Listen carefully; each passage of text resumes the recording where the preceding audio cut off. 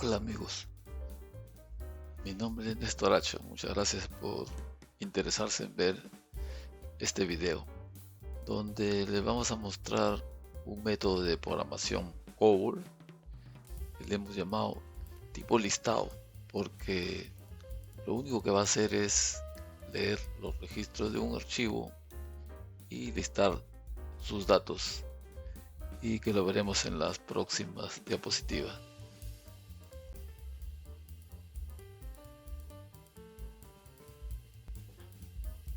Bueno, como ustedes saben, el COBOL se utiliza mayormente en computadores mainframe, pero como es difícil a veces tener acceso a uno de ellos para poder aprender y probar, entonces hemos estado haciendo pruebas con este Open COBOL IDE y creemos que puede ayudar bastante, ¿no? Por lo menos aprender un poco de COBOL, llegar hasta un nivel intermedio, de ahí ya pueden programar en mainframe. Entonces, lo primero que vamos a necesitar, lógicamente, es instalar el Open COBOL IDE, ¿no? Es un producto, bueno, libre, no tiene costo y es muy fácil instalarlo. Hay varios videos en la web que lo guían a uno cómo instalar. Y se considera de que hemos instalado totalmente el Open COBOL IDE si es que hemos llegado a ejecutar un programa demo que se llama Hello World y que viene pues con el Open COBOL IDE. Así que si desean pueden seguir viendo el video, pero no van a poder implementarlo, ¿no? Pero si quieren aprender un poco de teoría también pueden continuar viendo este video, o de lo contrario también pueden instalar y ya cuando lo tengan instalado regresan a verlo.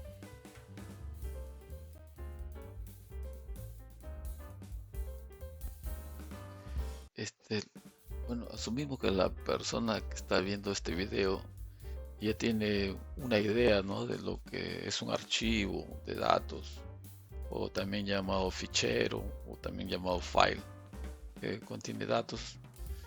Los archivos están compuestos de registros, y entonces cuando se trabaja con archivos es necesario saber la estructura de cada registro, la estructura de los datos que contiene cada registro.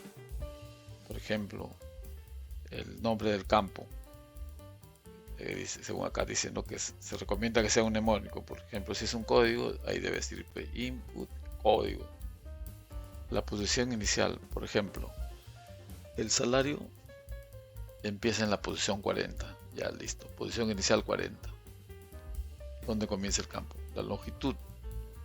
Por ejemplo, el salario tiene una longitud de 15 bytes. Ya, esa es su medida.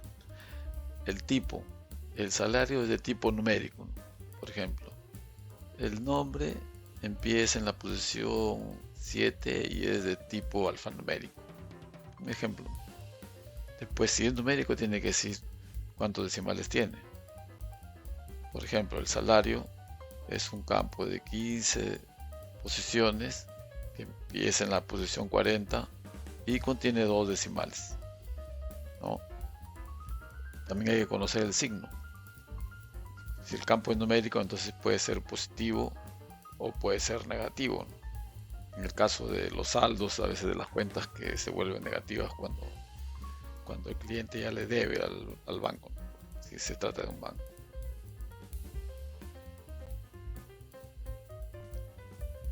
Aquí tenemos un ejemplo de la estructura de nuestro archivo. Entonces, rápidamente podemos ver ahí, por ejemplo, el campo IMCODE comienza en la posición 1, tiene longitud 6, es tipo alfanumérico, y como es alfanumérico no tiene ni decimales ni signos. El nombre, por ejemplo, empieza en la posición 7, tiene una longitud de 25 y es alfanumérico. El salario empieza en la posición 32, tiene longitud 8 y es numérico. Y de aquí tenemos un filler, que es un espacio que se reserva para futuras ampliaciones que no se usa en este caso. Y por último, en la posición 100 tenemos un campo que se llama fin de registro o end record, que mide un byte nomás, que en este caso va a contener un asterisco y es solamente para que se pueda ver dónde termina el registro, que mide 100 bytes. Y acá el comentario puede que cuando se pone un campo filler, que es para futuras ampliaciones, es un campo no usado y que se recomienda inicializarlo siempre con espacios.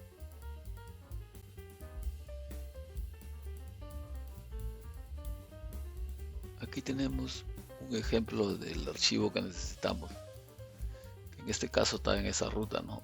C OpenCobolide, se llama filein.txt, y ahí donde dice puedes copiar y utilizar los siguientes datos de prueba.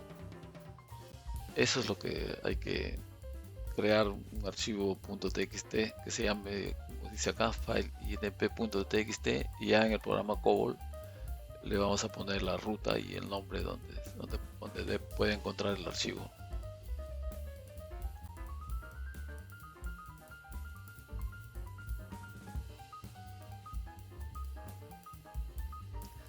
Por favor, presta atención a la teoría que vamos a mostrar en esta diapositiva. Dice, ¿no? Teoría de programas tipo listador. Es muy importante comprender este método, ya que es básico para muchos otros procesos.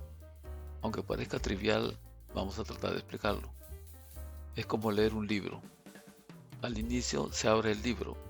Este proceso de abrir el libro se va a ejecutar una sola vez. Luego leemos cada una de las hojas. Este proceso lo podríamos llamar leer hoja, y se va a realizar una vez por cada hoja. Es decir, si el libro tiene 100 hojas, este proceso de leer hojas se va a realizar 100 veces. Y al final ya cerramos el libro. Y este proceso de cerrar el libro se va a ejecutar una sola vez. Entonces, este método debe utilizar en un montón de procesos. Muchos procesos que son así secuenciales. Hay que tratar de alinearlos con este método. En el método de programa listador es muy importante que en el proceso de inicio se lea siempre el primer registro del archivo. Ese viene a ser el secreto. Al inicio del proceso siempre leer el primer registro, siempre. Y también que la lectura de los siguientes registros se haga al final del proceso. Acá hay un párrafo que se llama leer hoja. Se está haciendo el proceso del registro, que en este caso solamente suma 1 a los leídos, pero podría tener un proceso largo, grande, ¿no? Hacer muchas cosas. Después que ha hecho todas las cosas que corresponden al proceso de ese registro, recién ahí hay que leer el siguiente registro. Y con eso ya estamos cumpliendo con el método. Por eso quizás sea redundante, pero yo sé que va a haber miles de situaciones donde se va a utilizar este método si es que la tienes bien clara. Pero si no, la verdad que se te va a complicar, y cada vez que te presente un problema, otra vez nuevamente vas a estar pensando lo mismo. Y con este método ya solamente lo aplicas como una norma. Acá, por ejemplo, tenemos un método confuso, porque acá al inicio de leer libro, abre el libro, Open Input libro, pero no lee el registro. Entonces, como no lo ha leído, ya en el proceso de leer hoja va a preguntar, ¿es fin de archivo? ¿No es fin de archivo? Y ahí se le complica la lógica. Y entonces cuando no se tiene un método así como este tipo listador, ¿qué es lo que va a suceder? De que uno lee 100 registros y a la hora que totalizas te salen más que 99, o te sale 101 o 102, depende de la forma que lo has implementado. Mientras que con este método, que debes usar como una norma, así de fácil, Al inicio del proceso siempre debo leer el primer registro. Y los siguientes registros debo hacerlo solo al final de haber procesado todo el registro. Con esa simple norma vamos a poder resolver un montón de programas de una forma sencilla.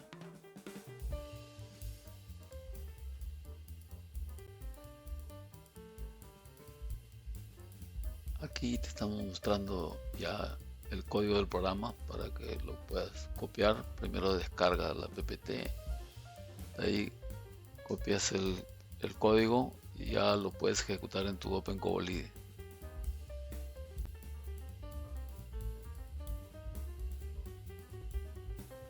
Aquí te mostramos el resultado de la ejecución. Si utilizas los mismos datos que hemos puesto en las diapositivas anteriores, entonces debes obtener el mismo resultado, ¿no?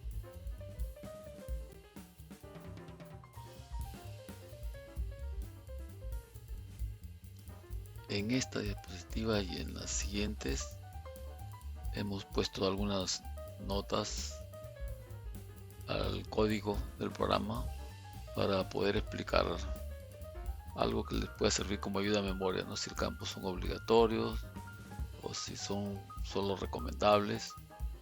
Hay algunos campos que se necesitan o algunas definiciones que se necesitan solo si se está trabajando con archivos. Y así hay que mirar con atención nomás las notas que se han puesto y tratar de analizarlas.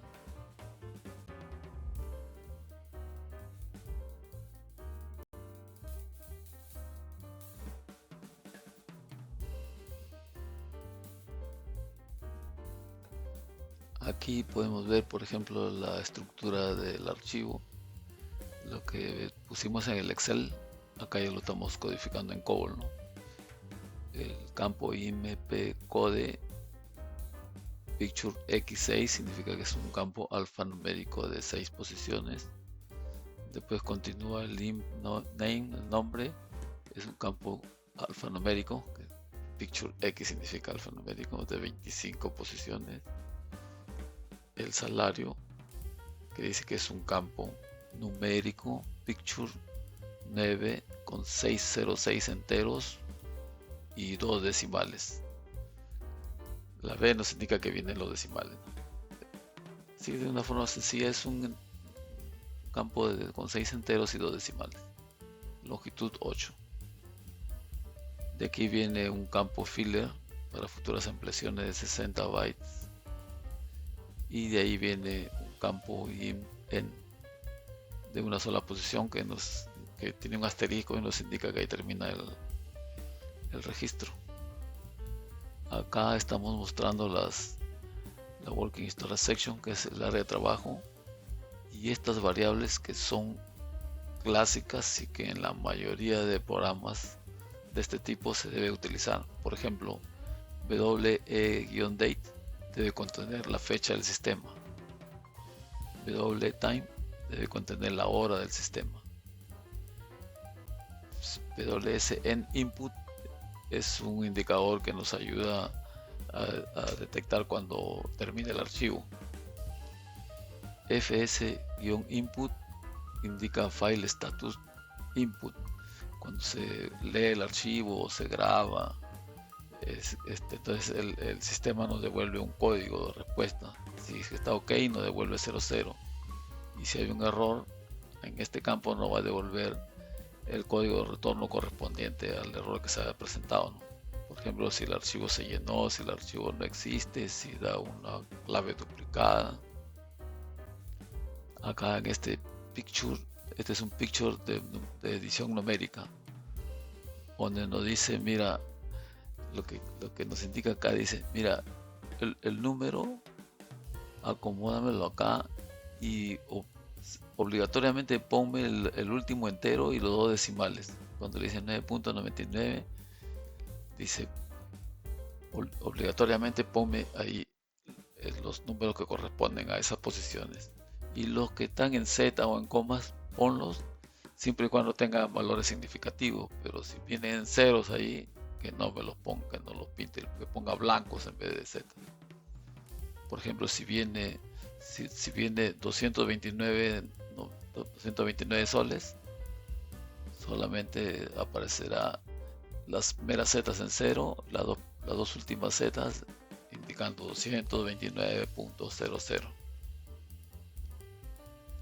Acá el total de empleados, total employees, dice que es un campo numérico de 6 posiciones y que se inicializa, que empieza con 0, el valor 0. Si yo sumo 1, acá este arranca en 0, value 0, 0 más 1 sería 1. Pero un campo podría empezar en cualquier valor, valor inicial, ¿no? Por ejemplo, si tuviera valor 100 y le adiciono 1, ya sería 101. El total de salario también acá le dice. El total del salario de todos los empleados que se han ido acumulando acá. Ese es un numérico de 8 enteros y 2 decimales y que empieza con el valor 0. WRedCode es un indicador que se usa para controlar el programa. Cuando hay un error, a veces le mueve un valor, porque mueve el de 1, que es el código que nos indica por qué falló el programa.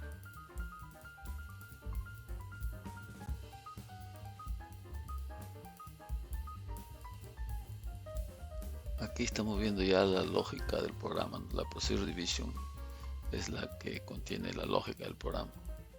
También tiene algunas indicaciones ahí, pero podemos ver que donde dice main flow, que es el proceso principal o el flujo principal, dice perform start process. Ese es el proceso de inicio y que se ejecuta una sola vez, como habíamos visto anteriormente.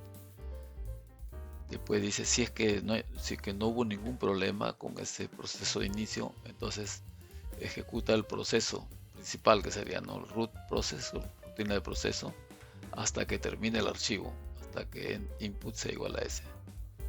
Lo que decíamos, ¿no?, en el método. El inicio una sola vez, el proceso tantas veces como registros haya, y acá vemos, ¿no?, en start process primero manda un mensaje, acá accept obtiene la fecha del sistema, accept time obtiene la fecha de la hora del sistema, de ahí muestra la fecha y la hora. Aquí vemos que en el inicio abre el archivo de input. Acá valida si es que lo abrió bien. Si no lo abrió bien, entonces acá mueve 1 al código de respuesta, que ha fallado el programa porque el archivo no lo pudo abrir. Si todo está bien, entonces acá lo que hablábamos, ¿no?, acá lee el primer registro. Importantísimo, en el inicio leer el primer registro, y aquí imprime los títulos.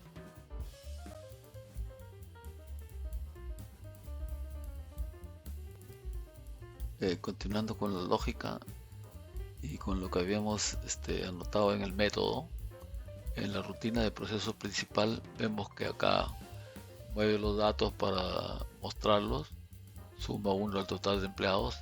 Esto sería lo que es el proceso, y al final, siempre al final, lee el siguiente registro. Por eso que acá tiene una nota, ¿no?, muy importante leer el siguiente registro al final del párrafo de proceso del registro. Y después viene el fin de proceso, que se hace una sola vez, donde muestra los totales y cierra el archivo. Y eso sería prácticamente todo el programa.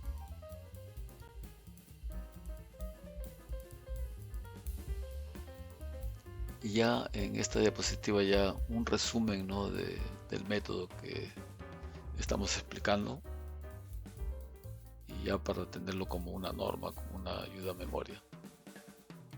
Digamos que es como un repaso de todo lo que hemos estado viendo durante este video.